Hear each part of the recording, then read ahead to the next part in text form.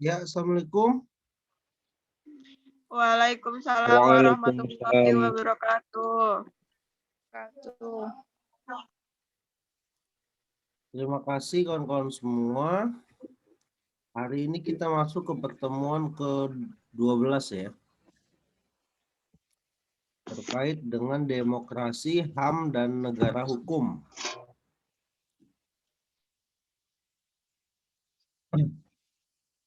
Sebelumnya mohon dibuka kameranya semua.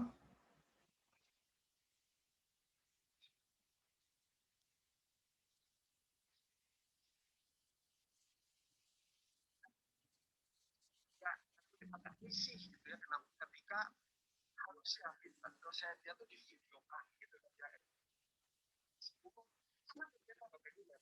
ya. Artinya kita menyampaikan materi secara langsung gitu ya, dengan direkam oleh kamera tadi gitu ya. Entah itu handphone gitu ya.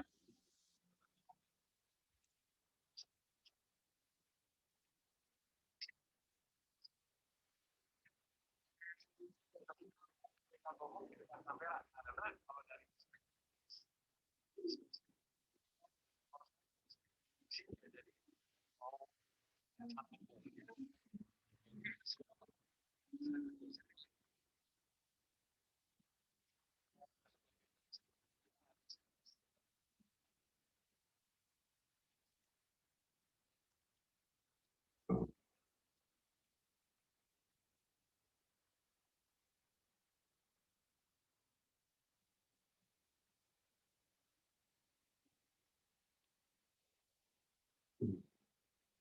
Ada yang tahu apa itu arti demokrasi?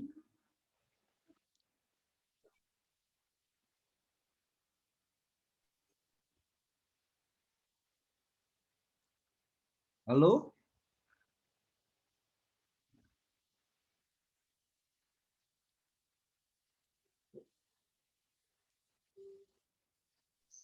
Halo? Apa itu demokrasi? Demokrasi itu bentuk pemerintahan, Pak. Bentuk pemerintahan ya. Ya. Artinya apa?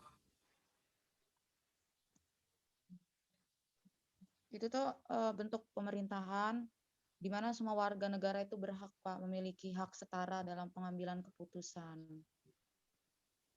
Kebebasan berpendapat bukan, Pak? Ya, Pak. Ya. Kebebasan rakyat. Gimana, Wulan? Bentuk pemerintahan itu seperti pemerintahnya yang terbentuk dari atas kekuasaan rakyat juga, Pak. Jadi rakyat juga tuh dapat memerintah suatu pemerintah gitu. Dari kekuasaan rakyat tersebut gitu. Ya. Jadi kekuasaan di atas rakyat ya. Kekuasaan berada Iya, pada Pak. rakyat itu demokrasi. Asal kata demos dan kratos di sini ya. Demos itu rakyat, kratos kekuasaan. Nah, karena memang negara kita ini bukan monarki tapi demokrasi ya. Kalau monarki itu satu ya, monarki, kerajaan.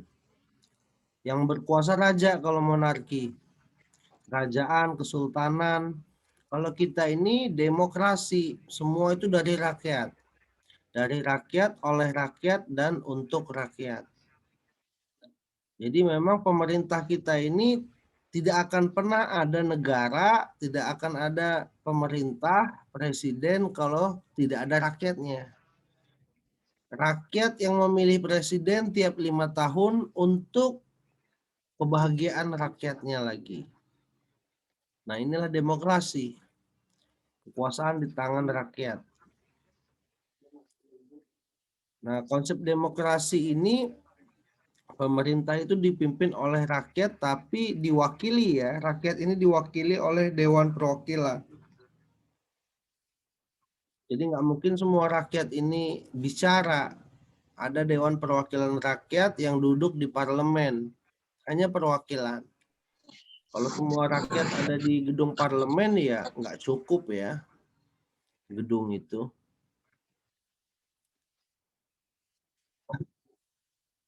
Nah ini ya. For, from, by. Dari rakyat, untuk rakyat, oleh rakyat. Ini ada beberapa aspek demokrasi, filosofi, sosiologi, dan psikologi. Ya memang secara filosofi Indonesia ini terdiri dari beberapa pulau, bahasa, terdiri dari berbagai budaya yang tidak mungkin dilupakan ya. Dia harus diakomodir, dirangkul seluruh suara, seluruh pendapat, seluruh kebebasan berbicara itu menjadi satu. Sehingga negara ini dapat diterima oleh semua budaya, semua pulau yang ada di Indonesia. Dari Sabang sampai Merauke, dari Aceh sampai Papua.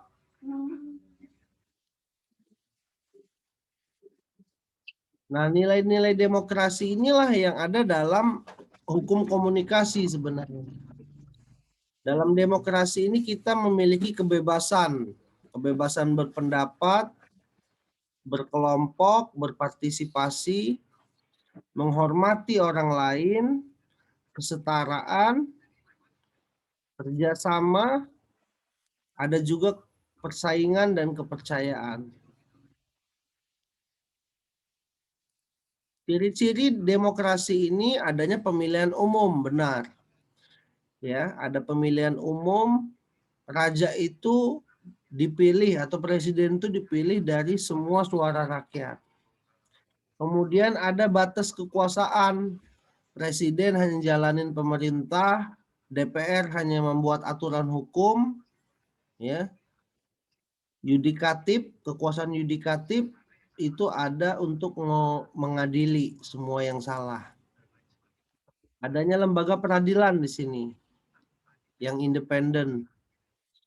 Dan yang ketiga, pasti negara demokrasi itu adanya pers. Nah, ini ya, makanya komunikasi, hukum komunikasi, pers itu adalah tonggak dari demokrasi, media massa. Kalau negara-negara kerajaan beritanya nggak terlalu dibuka ya.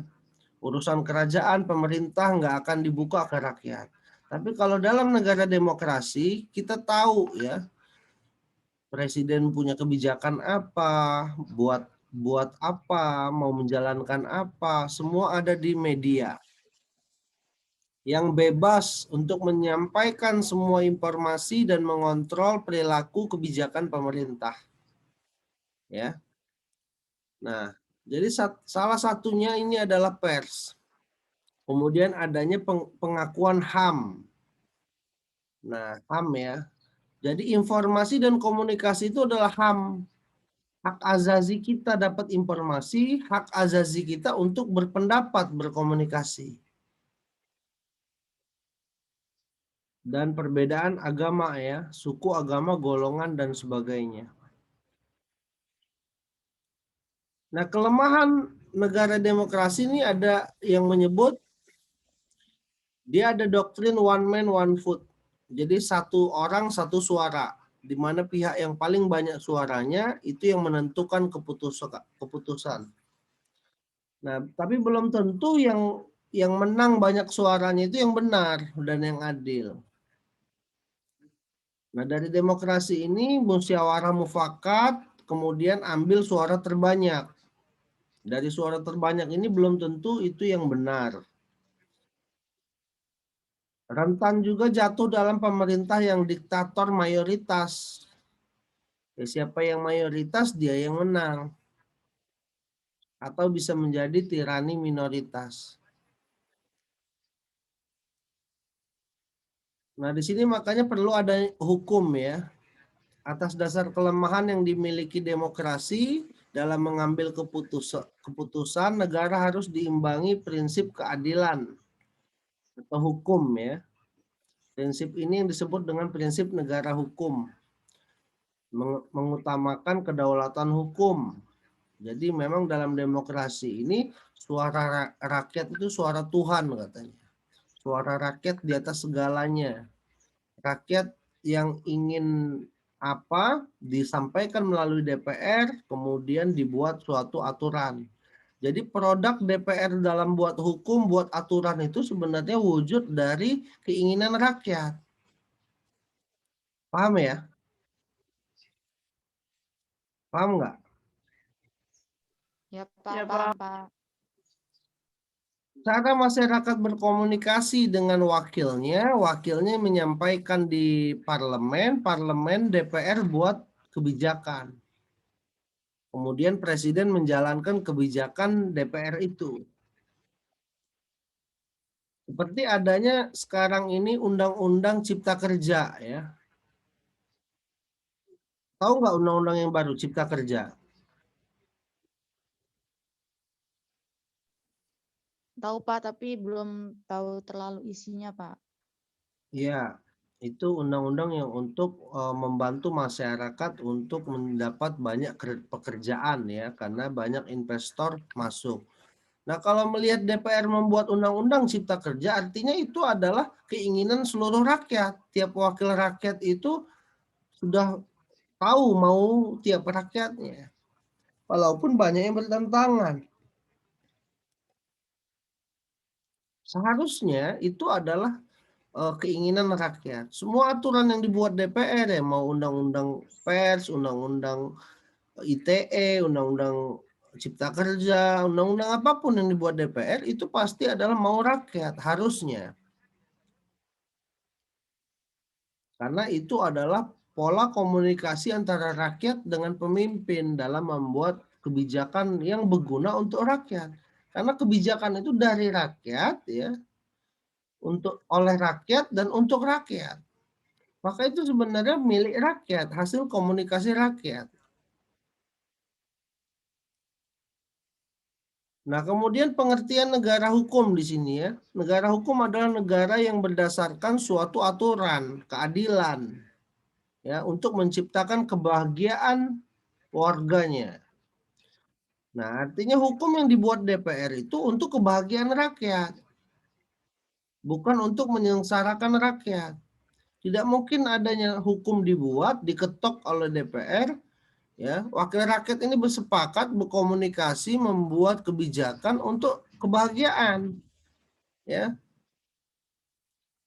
Kalau tidak sesuai aturan itu yang dibuat DPR berarti ada miskomunikasi, ada komunikasi yang dipolitisi.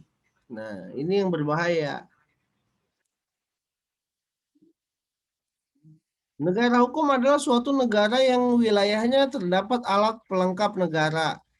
Alat pelengkap ini dari pemerintah, ya, tidak boleh sewenang-wenang. Ya, harus memperhatikan peraturan yang berlaku. Semua orang dalam masyarakat harus tunduk pada hukum yang berlaku. Jadi masyarakat harus tunduk pada hukum, ya, negara juga tak boleh sewenang-wenang, ada batas hukum. Ya, nggak boleh negara misalnya pemerintah benci sama pers. Ya, pers harus dijunjung tinggi. Tapi pers juga harus taat hukum. Jangan meres, jangan semau-mau. Jadi ada keseimbangan antara undang-undang dengan masyarakat itu sendiri. Undang-undang dibuat supaya tidak sewenang-wenang pemerintah, tapi masyarakat juga harus menurut ya dengan bunyi tunduk dengan bunyi hukum itu sendiri. Karena dalam negara hukum itu adanya perlindungan hak azazi manusia.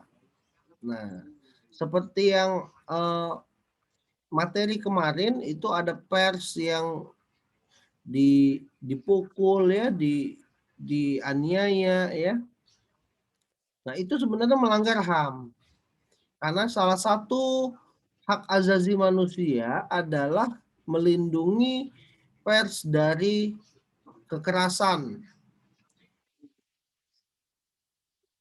Dan juga memang informasi dan komunikasi itu adalah hak semua rakyat. Jadi mulia sekali tugas pers itu untuk mencari seluruh informasi bagi pengetahuan rakyat. Kemudian juga adanya pemisahan kekuasaan. Ya, jangan sampai presiden itu yang buat aturan, dia juga yang mengadili, dia juga yang menjalankan. Dia eksekutif, legislatif, yudikatif jadi satu di presiden, nggak boleh. Harus ada pemisahan.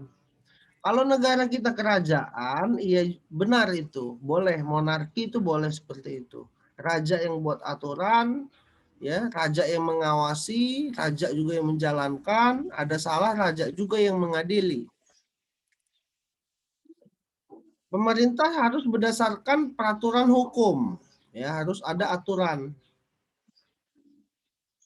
Jangan sampai pemerintah itu bergerak bukan karena aturan hukum atau disebut dengan sewenang-wenang. Kemudian juga ada peradilan, ya, peradilan administrasi. Nah, di sini kalau misalnya ada yang salah, pers bisa dituntut. Pers juga bisa menuntut, ya, kalau pers dijahati. Nah, kemarin juga sudah dibahas, ada peradilan, ada sengketa antara pers dengan masyarakat, ya. Pers yang dituntut, ya. Kemudian ada pers, kalau ada pers wartawan yang dianiaya, dipukul, itu juga di ini, ya, apa namanya? Dia juga bisa menuntut. Kalau sekarang ini di Lampung lagi marak jurnalis perempuan, ya, jurnalis perempuan, pers perempuan itu dianiaya, disakiti.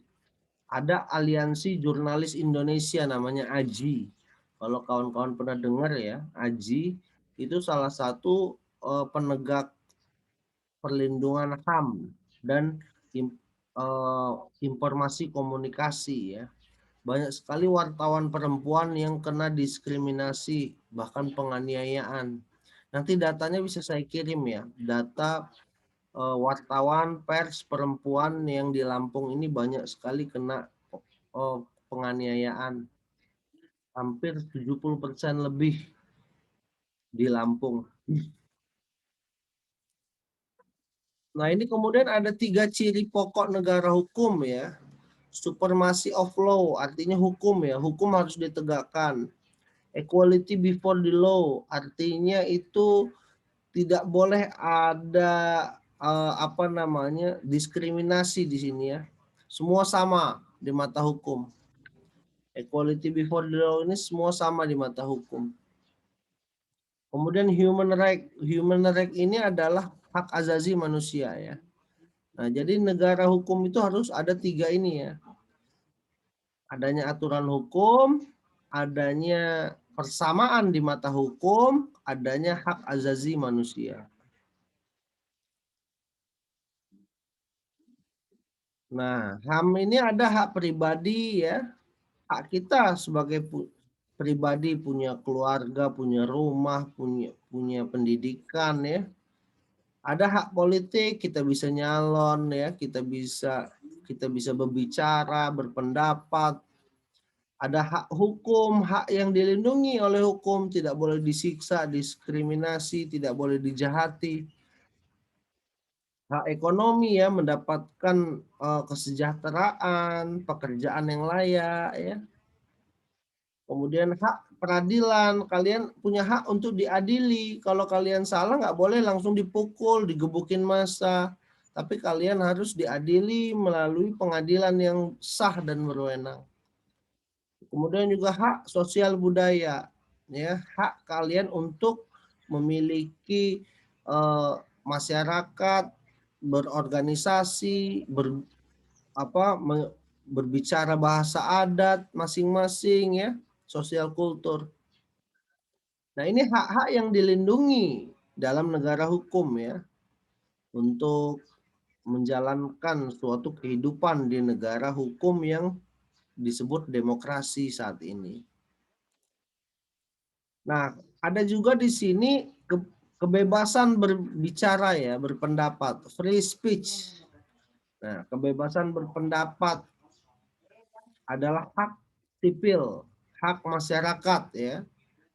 Jadi masyarakat itu harus bebas, free speech ya. Tapi kadang free speech ini jadinya hate speech ya. Ini yang berbahaya. Ini di Rusia ya, survei di Rusia. Kebebasan berbicara itu mutlak harus ada dalam demokrasi. Nah, contoh di Amerika ya, Amerika juga nggak boleh ada aturan hukum yang menghambat kebebasan berbicara. Kalau kita dalam UUD 45, kita ditetapkan dalam undang-undang pasal 28E, 28F. Setiap orang berhak bebas berserikat, berkumpul, mengeluarkan pendapat. Nah, dalam hukum komunikasi kita jelas dilindungi dalam UUD 45, 28E ayat 3. Bebas mengeluarkan pendapat ya.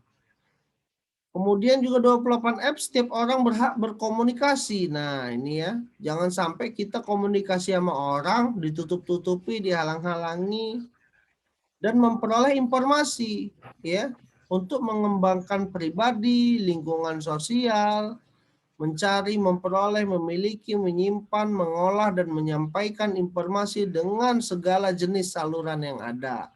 Nah, ini ya. Jadi memang hak dalam berkomunikasi dan informasi itu diatur dalam konstitusi UUD 45. Nah, ini ada kenyataan ya.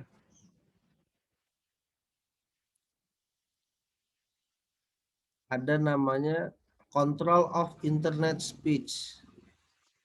Ini seolah-olah sudah di ini ya, diatur supaya jangan sampai kita terlalu bebas dengan anti teroris ya, katanya ada melindungi anak. Jadi internet harus dikontrol. Nah, ini ada contoh gambar ya. Orang pakai internet tapi tetap diawasi. Jangan sampai komunikasi di internet ini bahkan peluang untuk menggunakan teroris dan merusak anak katanya ya. Tapi ada juga yang tidak berpendapat dengan pasal 27 ayat 3 Undang-Undang ITE. Nah, Undang-Undang ITE ini siapa saja yang salah bicara itu bisa kena penjara. Salah bicara, salah info, hoak ya. Salah kata-kata bisa jadi fitnah ya. Bisa jadi pencemaran nama baik. Maka banyak sekali orang komunikasi yang ingin mencabut Undang-Undang ITE karena membatasi atau tidak membebaskan dalam hal berbicara depan umum. Kita tidak bebas berpendapat. Dikit-dikit diawasi pemerintah, dikit-dikit Undang-Undang ITE. Nah, ini yang menjadi masalah. Nah, tapi bagaimana harusnya hukum komunikasi itu? Nah, di sini kawan-kawan, hukum komunikasi itu komunikasi antara rakyat dengan penguasa. Nah, ini tadi yang disebut dengan pembuatan aturan dalam kebijakan pemerintah harus ada komunikasi dengan rakyat.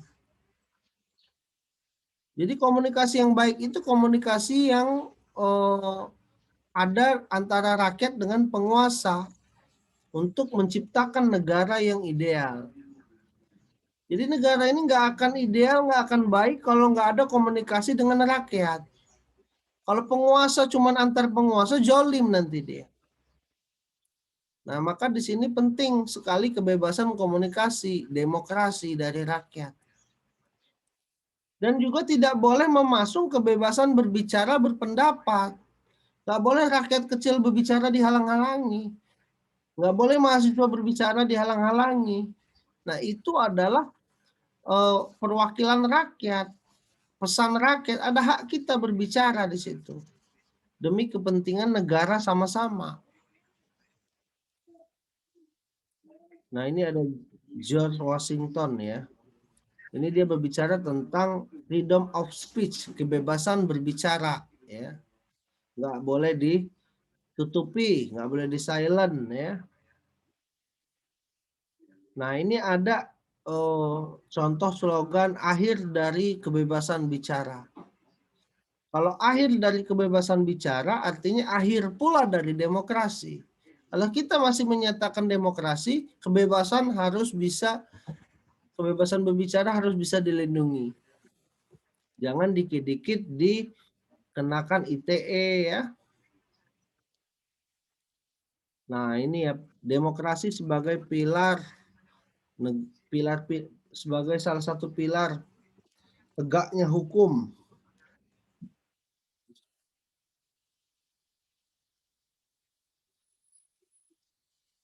Nah, ini tadi ya, freedom of speech, kebebasan berbicara. Tidak boleh dibungkam. Ya. Harus ada tanggung jawab, responsibility. Nah, itu kawan-kawan terkait dengan materi hari ini.